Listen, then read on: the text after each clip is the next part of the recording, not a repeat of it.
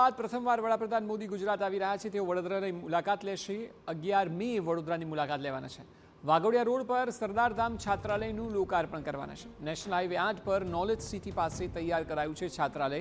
150 કરોડના ખર્ચે બનાવાયેલા અત્યાધુનિક છાત્રાલયનું લોકાર્પણ કરશે। મુખ્યપ્રધાન ભૂપેન્દ્ર પટેલ અને નાયબ મુખ્યપ્રધાન હર્ષ સંઘવી પણ ઉપસ્થિત રહેશે।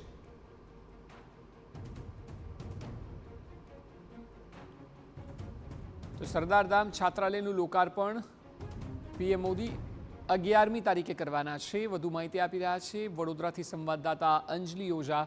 અંજલિ, 11મી તારીખનો પીએમનો કાર્યક્રમ છે, આપ જણાવો એ કાર્યક્રમ કઈ રીતે રહી શકે છે અને સાથે જે છાત્રાલય બનાવાયું છે તેની વિગતો શું છે?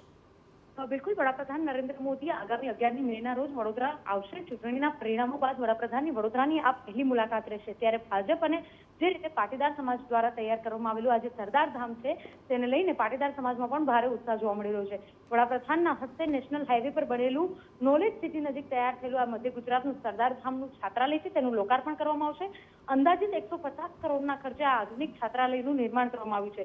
આ સંકુલની અંદર 2000 દીકરા અને દીકરીઓ માટે રહેવાની અને અભ્યાસ માટેની તમામ જે સુવિધાઓ છે તે ઉપલબ્ધ થાય તે પ્રકારનું આયોજન કરવામાં આવ્યું છે અને તેવી જ રીતે આ જે સરદારધામ છે તેનું નિર્માણ કરવામાં આવ્યું છે। જે રીતે લોકાર્પણની કાર્યક્રમ છે તે 11મી મેના રોજ સાંજે 4:30 કલાકે યોજાય તે પ્રકારની જે શક્યતાઓ છે તે અત્યારે સેવાઈ રહી છે। તેની સાથે સાથે આ કાર્યક્રમ અંતર્ગત ડોક્ટર દુષ્યંત અને દક્ષા પટેલ દ્વારા સંકુલનું લોકાર્પણ વડાપ્રધાનના હસ્તે કરાવવામાં આવશે તેવી પણ વિગતો સામે મળી રહી છે। બીજી તરફ જો વાત કરીએ તો ચૂંટણીમાં જે રીતે અભૂતપૂર્વ વિજય થયો છે તેના બાદ જે વડાપ્રધાન પ્રથમ વખત ગુજરાતમાં આવી રહ્યા છે તેમાં પણ વડોદરા આવી રહ્યા છે ત્યારે તેમનું અભિવાદન પણ ઝીલવામાં આવશે તેવી પણ માહિતી સામે આવી રહી છે। આ કાર્યક્રમની અંદર ગુજરાતના મુખ્યમંત્રી અને નાયબ મુખ્યમંત્રી પણ હાજર રહેશે અને તેની સાથે સાથે મધ્ય ગુજરાતમાં પણ જે મોટી સંખ્યામાં પાટીદાર સમાજના લોકો છે તેઓ ઉમટી પડશે, તે લોકો પણ હાજર રહે તે પ્રકારની વ્યવસ્થા કરવામાં આવી રહી છે। મુંબઈ અને અમદાવાદ માટેનો આ જે નેશનલ હાઈવે છે તેના પર જ આ જે કાર્યક્રમ છે તેનું આયોજન થનારું હોય ત્યારે સુરક્ષા અને ટ્રાફિક વ્યવસ્થાને લઈને પણ લોખંડી બંદોબસ્ત કરવામાં આવે તે પ્રકારનું આયોજન પણ હાલ કરવામાં આવી રહ્યું છે। આભાર સમગ્ર માહિતી બદલ।